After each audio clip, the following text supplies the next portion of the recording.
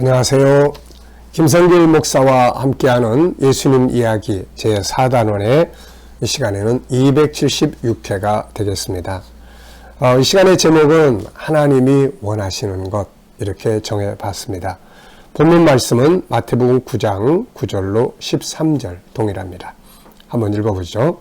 예수께서 그곳을 떠나 지나가시다가 마태라 하는 사람이 세관에 앉아 있는 것을 보시고 이르시되 나를 따르라 하시니 일어나 따르니라. 예수께서 마태의 집에서 앉아 음식을 잡수실 때에 많은 세리와 죄인들이 와서 예수와 그의 제자들과 함께 앉았더니 바리새인들이 보고 그의 제자들에게 이르되 어찌하여 너희 선생은 세리와 죄인들과 함께 잡수시느냐. 예수께서 들으시고 이르시되 건강한 자에게는 의사가 쓸데없고 병든 자에게라야 쓸데있느니라. 너희는 가서 내가 긍휼을 원하고 제사를 원하지 아니하노라 하신 뜻이 무엇인지 배우라. 나는 의인을 부르러 온 것이 아니요 죄인을 부르러 왔노라 하시니라. 아멘. 이 시간에는 13절의 말씀을 함께 나눠보려고 합니다. 13절 속에는 두 가지의 주제가 있는데요. 이 시간에는 첫 번째 주제인 하나님이 원하시는 것에 대해서 살펴보려고 합니다. 우리 신앙생활을 하는 사람들이 제일 관심을 많이 둬야 될 게 뭘까요? 바로 우리가 믿는 하나님. 하나님은 무엇을 원하실까? 하나님의 원하는 뜻은 무엇인가? 내가 지금 살아가면서 내가 하고 있는 일들이 하나님의 뜻에 잘 합당한가? 이제 이런 것들을 우리가 좀 생각을 하는 것이죠. 회사에서 이제 일하시는 분들이 제일 중요한 관심은 무엇일까요? 물론 월급 많이 받고 좋은 대우 받는 거지만 그런 것들이 이루어지기 위해서는 가장 먼저 생각해야 될 것이 이 회사가 원하는 게 뭘까? 더 나아가서는 이 회사의 오너, 회장님, 사장님이 원하는 게 뭘까? 이것을 생각하고 그것을 이루기 위해서 일하고 그걸 이루기 위해서 좋은 성과를 낼 때 월급도 올려주고 대우도 좋아지지 않을까 합니다. 그래서 우리 신앙생활하는 사람들에게는 항상 하나님의 뜻이 뭘까? 하나님은 만복의 근원이시고 우리에게 뭔가를 주실 수 있는 은혜를 주시는 분이시고 모든 것을 가지신 전능자 아니십니까?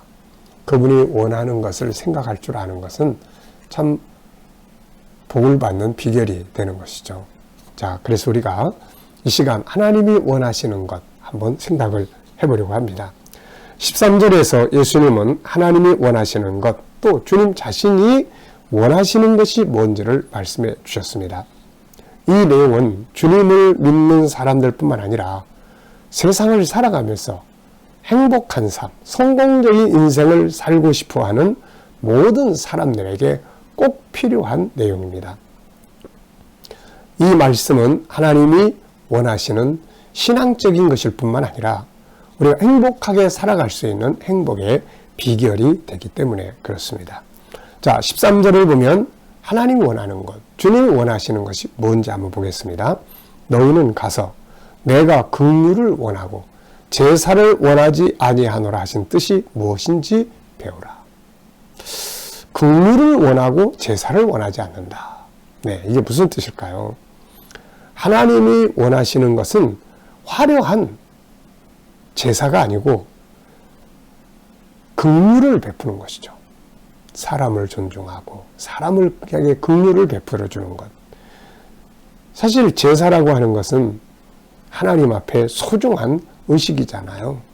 제사는 꼭 있어야 되는 소중한 의식입니다. 오늘날로 말하면 예배의식 이런 거죠. 예배가 없으면 되겠습니까?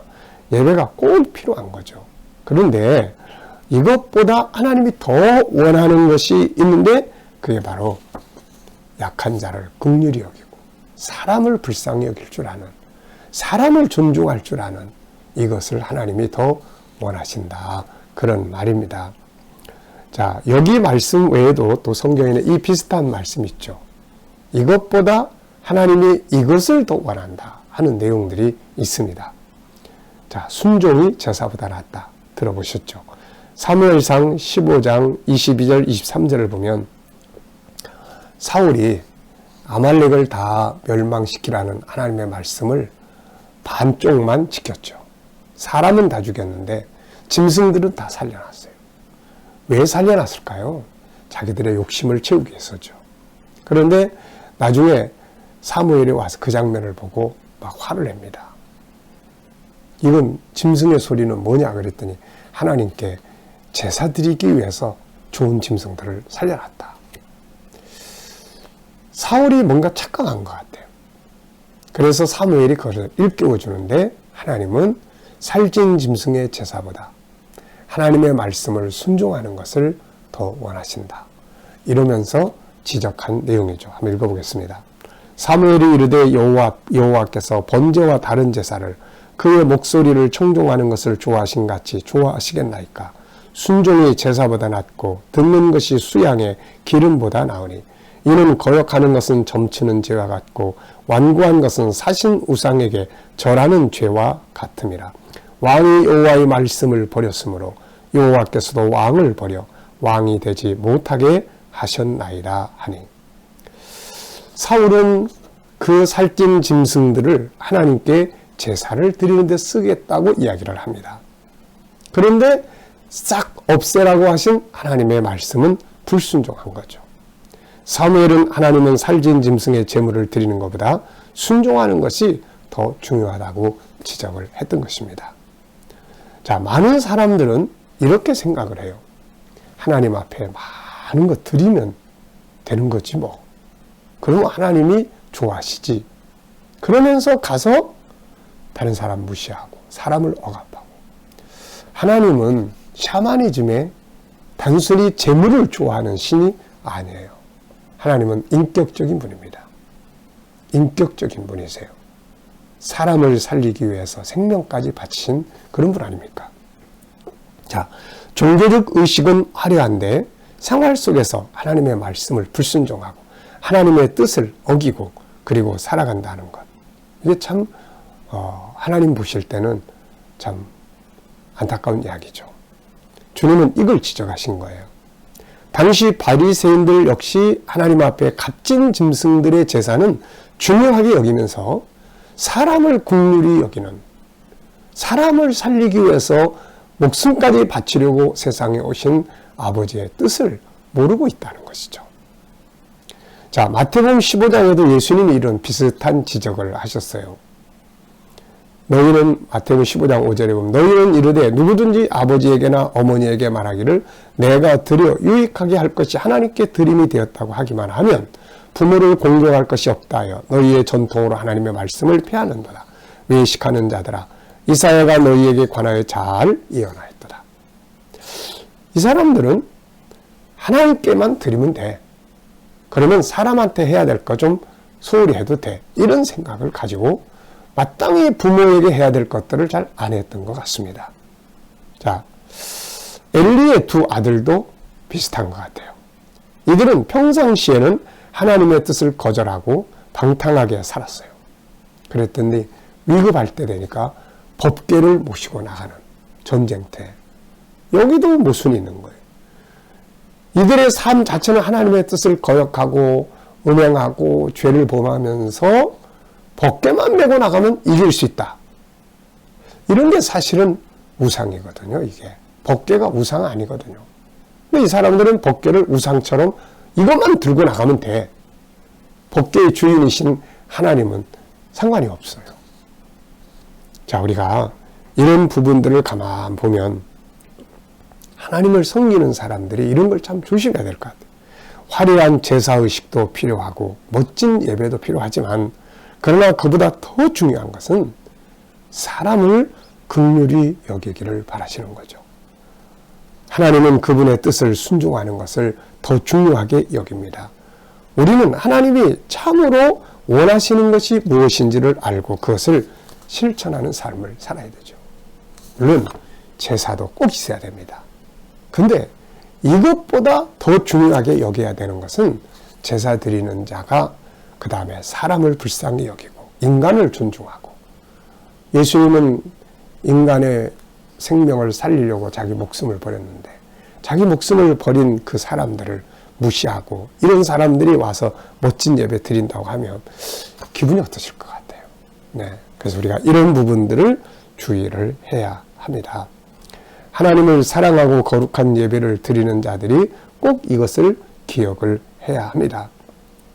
예배의식은 잘 참여하는데 막상 삶의 현장으로 가면 사람을 미워하고 싸우고 증오하고 원수를 맺고 사람을 억압하고 그런다면 그들이 드린 화려한 예배가 과연 이게 하나님 앞에 이게 멋진 예배가 될 수 있을까요, 이거? 네. 오늘 본문은 그런 것을 지적하는 겁니다.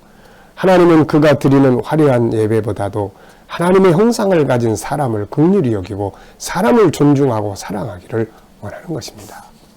물론 이런 마음으로 예배를 드리고 하나님을 찬양하고 할 때 하나님이 크게 기쁘게 영광을 받으시는 것이죠. 그래서 제사의식 예배가 필요 없다 이게 아니라 꼭 있어야 되는 거죠. 근데 그것을 행하는 사람들은 그 다음에 반드시 사람들을 존중하고 긍휼히 여길 줄 아는 이런 자리에 가야 한다는 것이에요. 그래야 예배가 멋진 예배가 될 수가 있는 겁니다. 그리고 이제 이런 삶이 이런 신앙적인 부분만 아니라 우리들의 생활 속에서도 행복하게 하고 성공적인 삶을 살게 만들어주는 비결입니다. 여러분, 가정에서 또 직장에서 비즈니스 현장에서 사람을 존중하고 사람을 긍휼히 여기고 사람을 불쌍히 여기고 선을 베풀고 서비스를 잘하고 그러면 자연히 우리의 비즈니스도 잘 될 수 있지 않을까요? 가정에서 마찬가지입니다. 부모 자녀가 서로를 긍휼히 여기고 서로의 아픈 마음을 이해하고 산다면 행복하게 되지 않겠습니까? 우리는 신앙이 단지 신앙으로만 끝나지 말고 이게 인생의 진정한 행복과 성공의 비결이라는 것 잘 기억해 보시기 바랍니다. 오늘은 이 시간에는 하나님이 원하시는 것, 하나님은 멋진 제사보다 사람을 긍휼히 여기는 걸 더 원하신다 하는 것을 우리가 살펴봤습니다. 이 시간 말씀 여기서 마치겠습니다. 감사합니다.